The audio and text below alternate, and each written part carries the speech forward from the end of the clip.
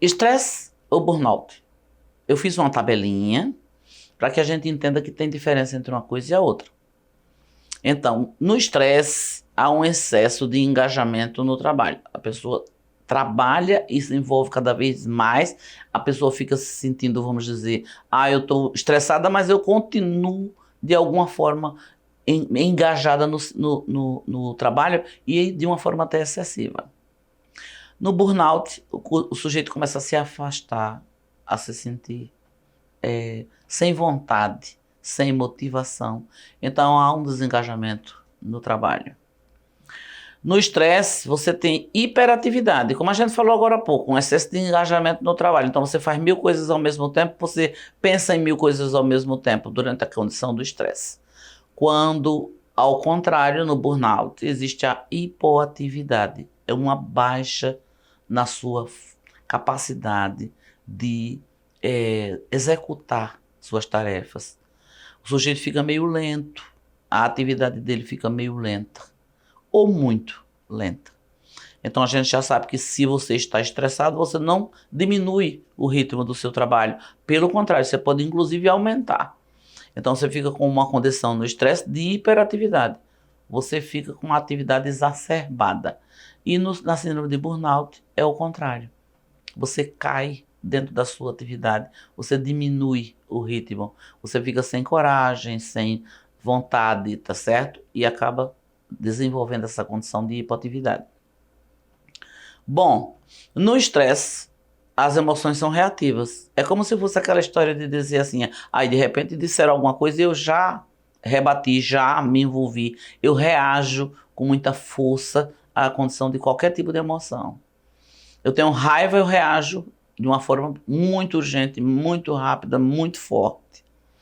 Já no burnout, há condição de emoções anestesiadas. É como se o sujeito realmente ficasse sem se incomodar com aquilo tudo que está acontecendo com ele, só que ele está sofrendo. Alguém pode fazer algo contra ele e ele de repente nem revidar, porque ele está com as emoções como se tivessem desaparecido. É como se as emoções dele estivessem todas encobertas. Então ele não reage. É como se houvesse realmente uma anestesia nas emoções dele. No estresse, o sujeito tem uma perda de energia, certo? Pode cair a condição da energia do sujeito. Agora, no burnout, há perda de motivação. Essa perda de energia do sujeito, ele pode se sentir com menos energia para realizar suas tarefas. Agora ele está ligado, continua sempre ligado. Agora, no caso do burnout, quando há essa perda de energia que a gente falou há pouco, né? É um dos sintomas por conta do estresse, que é quem dá início à doença. Agora, existe, atrelado a isso, não só a condição dessa perda de energia, mas uma perda de motivação. O sujeito fica sem vontade de fazer nada, principalmente o seu trabalho lá na empresa. Bom, o estresse geralmente ele leva para a ansiedade, certo? O sujeito fica ansioso quando está estressado. Já no caso do burnout, ele leva à depressão.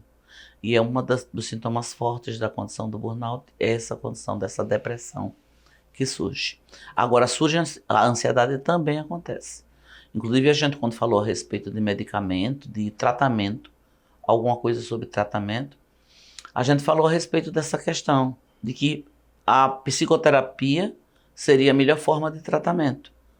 Agora, que ela precisa ser também utilizada se o sujeito estiver num nível muito alto de ansiedade ou num nível muito alto de depressão, ele precisa usar tanto o ansiolítico como o antidepressivo. Então, as duas coisas acontecem na síndrome de burnout. Enquanto o sujeito está estressado, geralmente ele está ansioso. No burnout acontece mais a depressão, surge a depressão, mas a ansiedade pode estar presente também. Bom, no estresse existe um maior impacto no corpo. O sujeito fica cansado, fica se sentindo muitas vezes dolorido, indisposto e tal. No burnout existe o impacto no corpo, mas o maior impacto é no psicológico. O sujeito adoece psicologicamente falando. E a gente sabe que uma coisa tem ligação com a outra. Não existe essa história de dizer assim, o homem é o corpo, adoece, fica separado.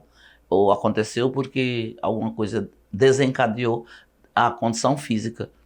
Mas existe uma ligação entre o físico e o psicológico, que um pode influenciar e adoecer o outro. Então, no caso da síndrome de burnout, as duas coisas acontecem. Agora, o impacto maior no burnout é no psicológico. Bom, diferente das situações habituais de estresse, nas quais a pessoa é impulsionada a agir, na síndrome ela desiste e passa a se ausentar. Então, as situações habituais de estresse geralmente levam a pessoa a se impulsionar, como eu falei há pouco. É a questão dele se impulsionar, dele estar ligado constantemente. Na síndrome de burnout, a pessoa desiste.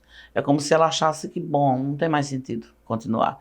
Aí ela passa a se ausentar. E aí a gente pode pensar que é por conta da condição depressiva, o sujeito está depressivo, e aí esse sujeito evita, vamos dizer assim, ir ao trabalho, e porque lá para ele não tem sentido mais fazer o trabalho dele. E aí a ausência dele vai ser mais constante, ao ponto dele se afastar completamente mais adiante. É tanto que a gente diz que existem perdas dos dois lados.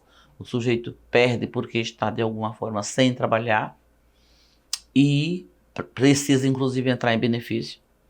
E a empresa perde porque está de alguma forma, primeiro, sustentando, segurando a barra com relação à questão dos pagamentos de um sujeito que está se ausentando, mas, e mais adiante, ela vai precisar treinar outra pessoa para fazer o mesmo trabalho, às vezes buscar outra pessoa, tirar de um setor e colocar em outro. Então existem perdas, porque a gente sabe que cada pessoa dessa que vai ocupar o espaço de quem faltou, a pessoa que sai de um local para ir fazer o serviço de uma outra pessoa que está doente, com certeza existe um período de necessidade de adaptação e a produtividade cai, com certeza.